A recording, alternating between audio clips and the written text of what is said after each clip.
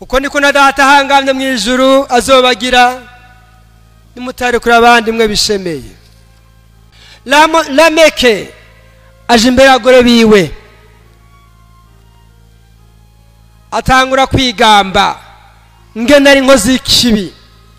Yavuze amajambo ngo Lameke abwira abagore biwe ati hada natsira. Baragore nibatanga kugira abagore benshi mengo muri Bibiliya abagabo. Haleluya, haleluya. Imbuto ni jambo ry'Imana, umuvye nawe ni Kristo. Umwemera wese azoramba myaka yose. Haleluya. Mana data wa twese mweranda, kwizina y'umucunguzi wacu Yesu Kristo turagutakambye twuze umutima wa mweranda. Kigongo gihebuje cawe dawe mweranda tugira ikigongwe.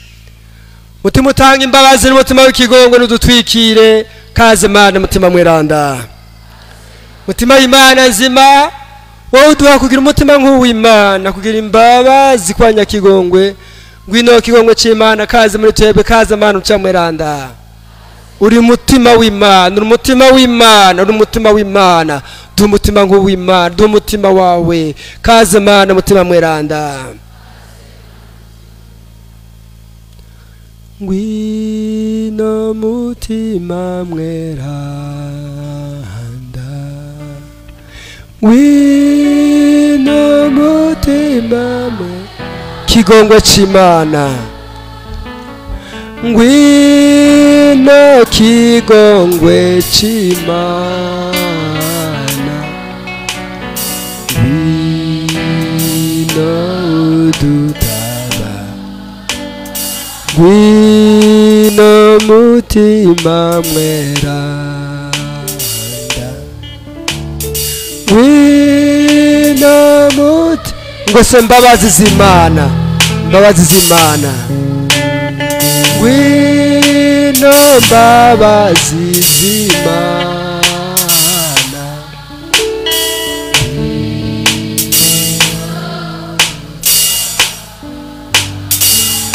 ingomana mutima mweranda ngo wuze imitima y'abakwemera. Gira ku rukundo bagufitiye, gomera muri bo nk'umuro waka. Tumuzirikanye wawe nta kitazoremo zohindurana isi dusa. Mana wakwije mbwe ngo hakwemera umuco wa Mana mutima mweranda. Gira duhe umuzirikanye mwiza tubashe gutegera ivyiza. Horo tubere muhoza duhimbara byo turabigusaba kukaje. Uko niko na data ahangamye mu ijuru azobagira nimutare kuri abandi mwe bishemeye. Iryo ni jambo ryanye ni jambo ry'Uhoraho Yesu Kristo umwana w'Imana nzima. Kugira ngo ahatabashe kuryo jambo vyavuye ku kibazo Petero abaje Yesu ati mukama mugenzanje ancumuye ko nzomurekura kangahe gushika indwi. Yesu nawe ati sinkubwiye gushika indwi, ariko gushika inshuro 70 ku ndwi.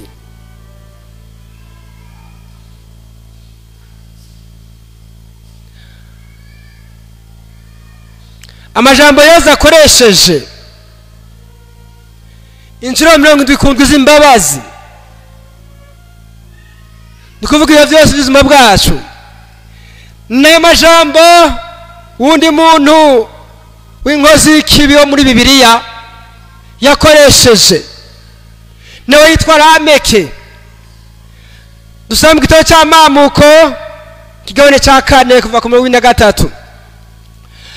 Lameke aje imbere y'abagore biwe atangura kwigamba ngene ari inkozi y'ikibi.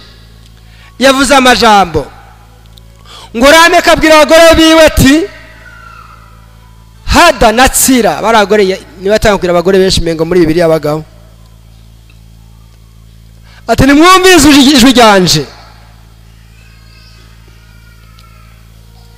Mu bagore ba Lameke tega amatwi amajambo yanje. Atego narisha umugabo ndamuhora kwa nkomerekeje, nica umwana ndamuhora kwa nteye igifufuri. Nivyo ngo Kayini azohorwa inshuro ndwi, ngo Lameke nawe inshuro 77 ngo uzorondera kumwihora. Murumva ngene Lameke yaririmba indirimbo yo kwihora yo kunanirana mu bukozi bw'ikibi. Izo bihero ngene Lameke yakoresheje nizo Yesu nacyakoresha mu kunanirana mu gutanga imbabazi. Niyo rero mwumvise abwira Petero ati sinkubwiye gutanga imbabazi inshuro ndwi, ariko nkubwiye gutanga imbabazi inshuro 70 ku ndwi. Kunanirana guhebuza mu gutanga imbabazi.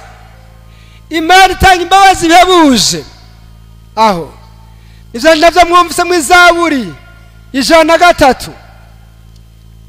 103 umurongo wa 11 ngo nkako kugijura irenga y'isi niko n'ubuntu bwiwe ari bwinshi kwa mwubaha, kujya ubuseruko buri kure y'uburengero niko atakure yacu ubugome bwacu. Kujya se wabana agira impuhwe abana biwe niko Umukama agira impuhwe abamwubaha, kagira imbabazi n'ikigongwe. Umukama yasaka nse nawe rero sinkubwiye inshuro ndwi. Petero we ndagwinjira 70 ku ndwi. Petero nk'umuyuda yararengeje mu gutanga imbabazi, yibaza ngo ararengeje ananiranye, kuko ku muyuda muribuka mu gitabo cy'ihunguka igabane cya 21 kubandanya. Aba ku bayuda byagenda ngo iki? Iginyo ijisho kurindi. Nukuvuga iki? Ndagukuye iginyo rimwe harimena, ngakwita inyundo iginyo rimwe, nawe ureganura muri jewe kwita inyundo iginyo iri ntugira biri mugabo bo bwari ubutungane. Ndakumenya ijisho umena rimwe mugabo ntumena biri. Ndaguhimbuye ukuboko umuhimbura koko ntuhimbura amaboko abiri, kandi ariwe mpimbuye ntuza kwihora kubi wacu, wihora kuri jewe. Ivyo nivyo bakora abayuda.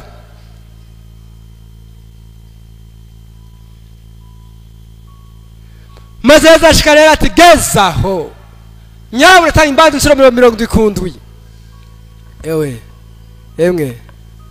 Emwe muri ukawa mugani w'umunyejenda n'umunyabururi. Abanyejenda hajya zamurambya ngo baranka abanyabururi cyane, ku buryo bavuga ngo n'ibitoki ngo bitaba mwijenda, ngo ni kubera ngo abanyabururi yo manutse Bujumbura ngo bagenda barabira igisure, mucyo gituma ibitoki bitaba mwijenda. Hanyuma rero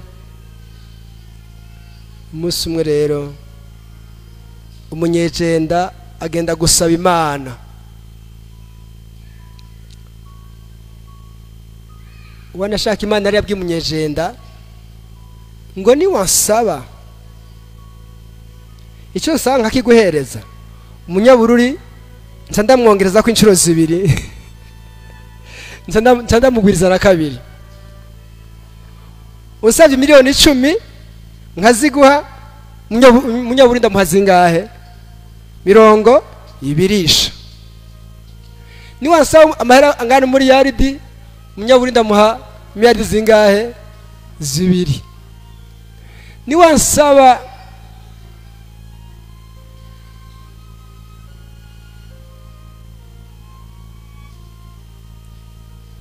imodoka imwe, Munyabururi ndamuha imodoka zingahe? 2. Umunyejenda ariyumvira ndako nawe yanka Umunyabururi. Mbe basha jensa biki? Aho Munyabururi aca bamugwiriza na 2.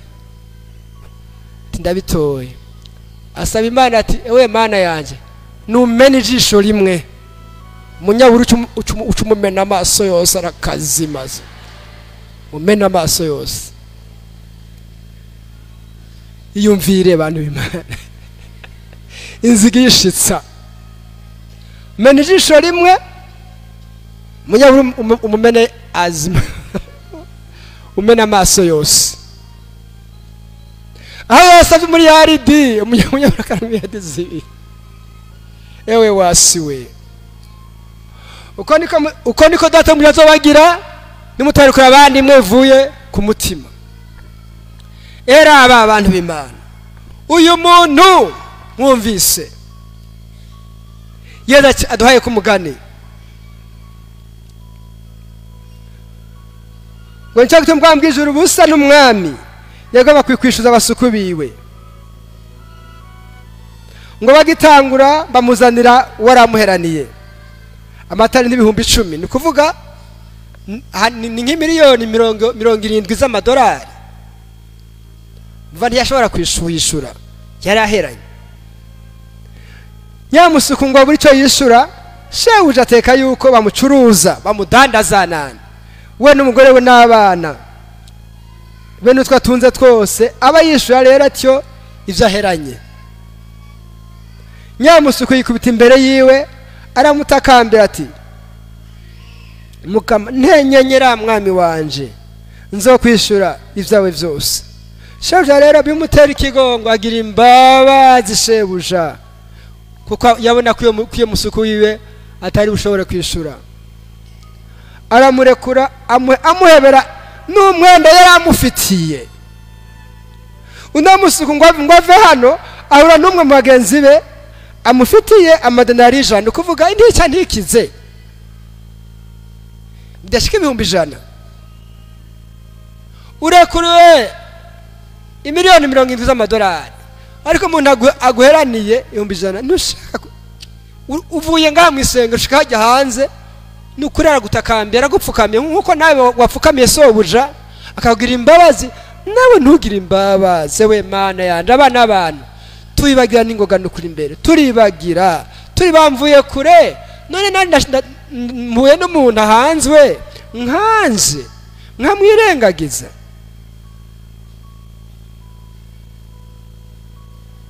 Ewe bana b'abantu sinzi ko dukomeye umutima no mutwe. Bana b'abantu sinzi ko dukomeye. Wa munyedani afite Imana ni jewe. Wa muri cyo yishura ni jewe kuva Adamu akoze ivyaha abona Eva muri amurimo wa Edeni ni jewe nace nugari umugi